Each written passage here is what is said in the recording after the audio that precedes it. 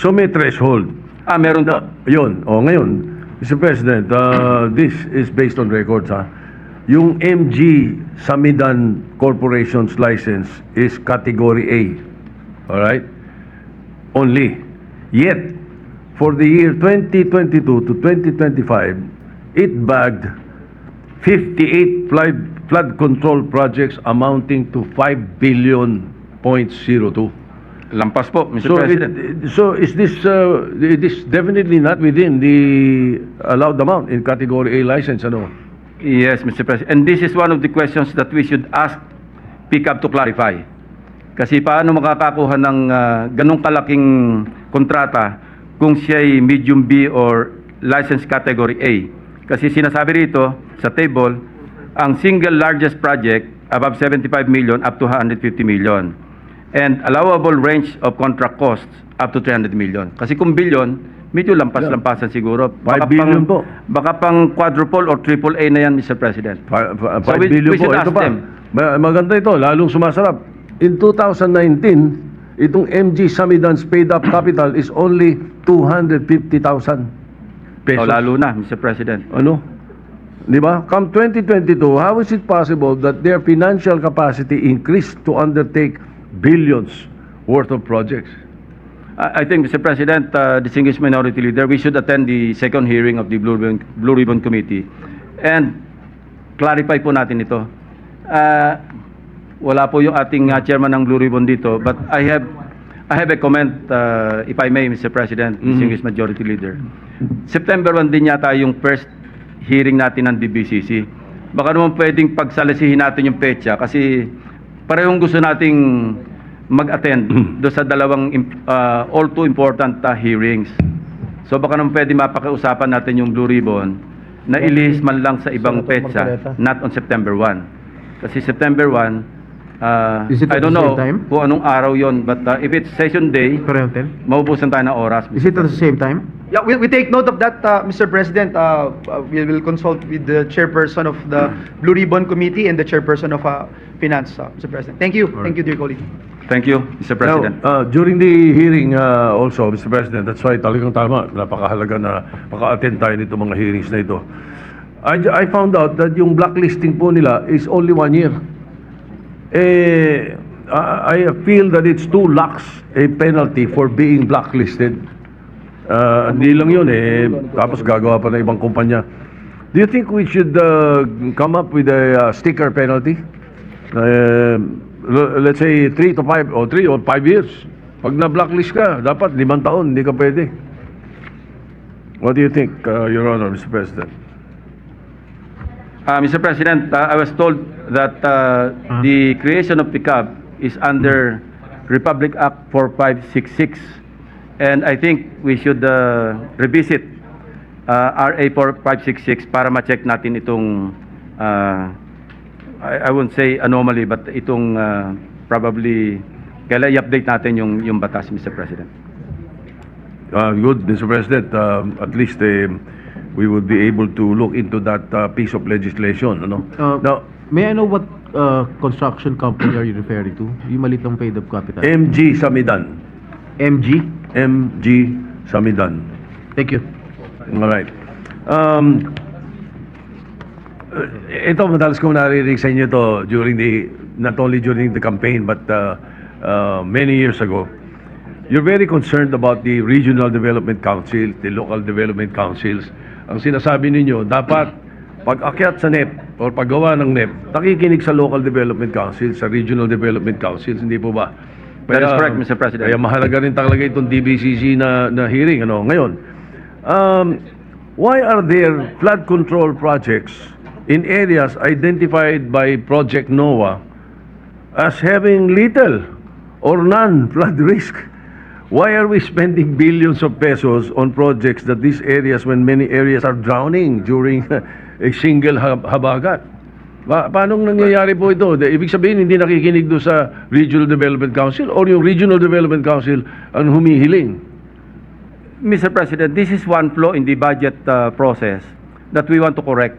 And I've been very vocal in this regard. No?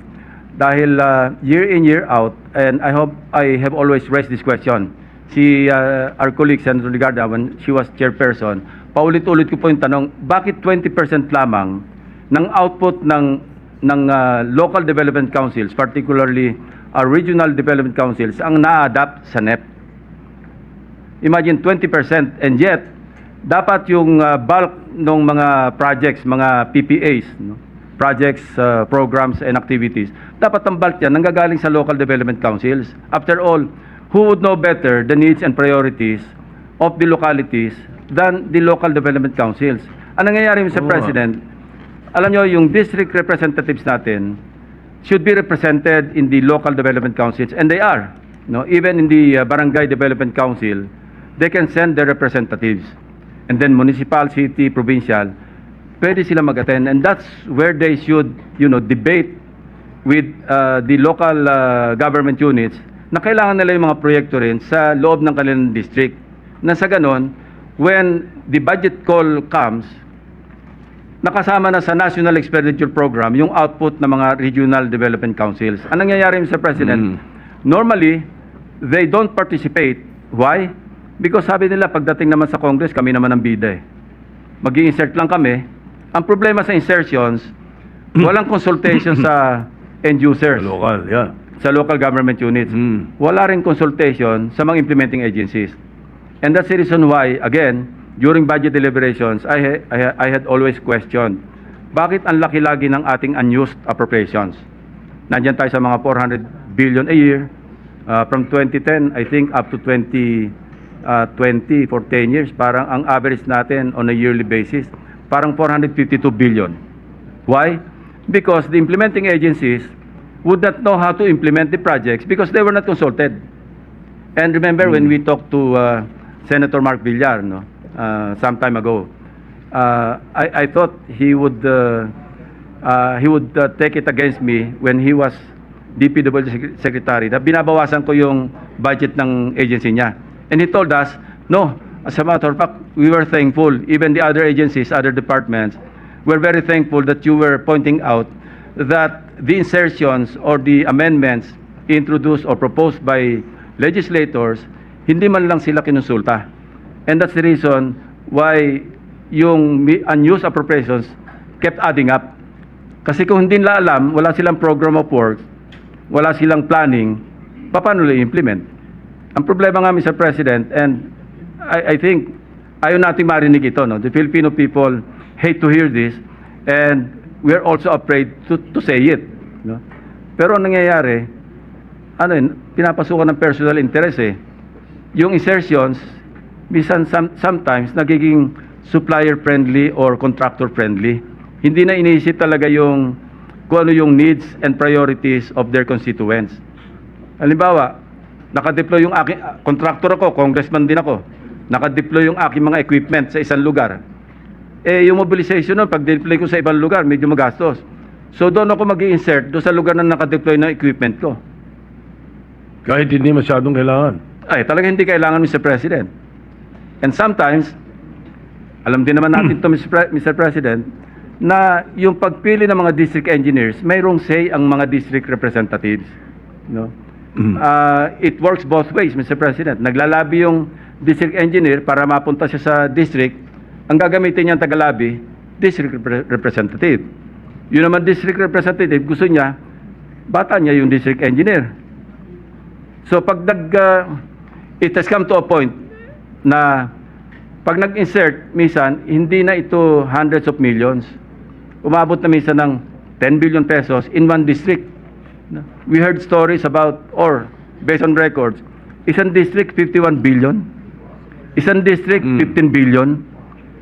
Malulunod sila doon, Mr. President. How can one district absorb, ang tinatawag natin absorptive capacity? How could it absorb 51 billion pesos worth of projects in a district? Tell me, Mr. President. Imposible. I've heard the NCR mayors complaining eh. Don't you think it's time that the local executives and the Sanggunians be actively involved in flood control projects in I their believe so, localities? Mr. President. No? Kaya lang, pag nag-sign off yung local government units, halimbawa, bago makapag-start ng project, yung contractor sa isang munisipyo o sa isang probinsya at hihingi pa ito ng permit sa mayor, nadagdagan na naman yung ating... Yun. Yan ang problema natin, Mr. President. So I think, ang pakialam dapat ng mga local government units by way of the Local Development Council sa planning, Mr. President. Dapat diyan sila mas malaki ang pakialam. And then, Yan. after the completion of the project, may pakialam sila to inspect kung nasunod ba yung specs, kung nandiyan ba talaga yung project, hindi ba ghost. I think, doon sa dalawang phases na yon, doon dapat may pakialam yung mga local government units. But, in the process of implementation, pag binigyan natin ng poder at kumuha ng permit, madadagdagan yung slice ng pie, Mr. President. So mas pwedeng pakinggan tong sinasabi kasi si Manila Mayor Moreno sabi yung 200 flood control projects daw in Manila worth 14 billion ay wala raw lahat permit. So in other words, hindi kumuha ng permit sa kanila kasi. Pero ang sinasabi naman ni Mayor Belmonte, Joy Belmonte, many flood control projects bypass the LGU not as far as permits are concerned but as far as the redundancy or alignment with their city plans. So more or less, lumilinya sa sinasabi mo, yung Yes, sinasabi Mr. ni Mayor President. Belmonte. All right. Now, one final question, Mr. President, Your Honor. Do you think it's time we put a cap on how many government infrastructure projects a contractor may be awarded? Let's say a maximum of 5 projects, tapos hindi annual. Total, ilang daan yung mga kontratista na yan, napakadami nila. Maraming maliliit, maraming gustong tumulong, nakukupong ng 15. 500 billion, 15. I think it's about time, Mr. President, we study the possibility of having a cap. Will you agree to that, Mr. President? I could not but agree, Mr. President, na kasama nito pag na-revisit natin yung RA 4566, the law that created the PICAB. No? Baka pwedeng lagyan natin ng cap. Huwag naman yung makopo ng... Well, there's always 1,000 ways to skin a cat, so to speak, Mr. President. No? Magagawa lang ng napakaraming corporations o construction companies yung isang contractor, di ganun din ang suma total, Mr. President. Pero doon papasok naman yung sinasabi natin sa board na scrutinizein nila ang mga members nitong mga kumpanya na ito at kung sino-sino lang. I agree, Mr. President. This is really a very complex problem. No? Maganda lang, it has come to light because of the SONA of the President, followed up by his Sumbong sa Pangulo website. Kaya medyo nagising din yung ating mga kababayan na maging involved na. Because after all, these are taxes that they keep paying. No? Pumunta ka lang sa mall, sa grocery, taga ka agad ng 12% VAT eh. Wala naman lumiligtas sa tax, maski yung tax evader, hindi makaligtas sa VAT eh. And so also, we should all get involved and we should all really, for a change, Kaya nga, ako, when I was interviewed once, and I intend to manifest during the hearing, the first hearing with the DBCC, gusto ko i-manifest, Mr. President, for a change, i-adapt na lang natin yung NEP eh. So it's all on the executive department. I-monitor na lang natin how, or i-oversee na lang natin how they implement their own budget. No? But it's easier said than done. No? Because we're only one house and we are 24. Of course, some of our colleagues have their own advocacies, well-intentioned as they are, na hindi rin naman siguro papayag na as is where is yung ating NEP. okay. But I'm tempted to manifest and even move that we adapt. Wala pa tayong trabaho. May Pag-usapan Mr. natin na- President, with the indulgence of our minority, I can end this now. I can end this, Mr. that Majority particular- Leader. Thank you very much. At malaking bagay din nakatulong yung privilege speech ng ating colleague from Cavite. Congratulations for that and thank you very much. Majority Leader, thank you. Yes, thank you. I'm done. Thank you. Thank you, sir. Mr. President. Majority Mr. President, Leader. just one interjection, considering that our dear colleague, Senator Lacson, made that statement on the National Expenditure Program. I have heard in the news yesterday, or 2 days ago, that some members of the House were saying, it's all in the NEP, even those projects that were inspected. So my only question, Mr. President, is it possible that in the submission of the National Expenditure Program, some of the nominations or project pet projects of legislators will also be part of the NEP, that it's already there, and therefore you cannot say it's just a executive budget, and therefore wala na sila, excluded na yung kung sino man yung proponent ng isang proyekto. That's a question that I'd like to, just one question. It is already happening actually, Mr. President. You know, I talked to one official from the DPWH. Nilalako na nila yan eh. Sa NEP pa lang, preparation ng NEP, nag-o-offer na sila sa mga legislators, o magpasok na kayo rito. So, it takes two to tango. And how do we prevent that, Mr. President?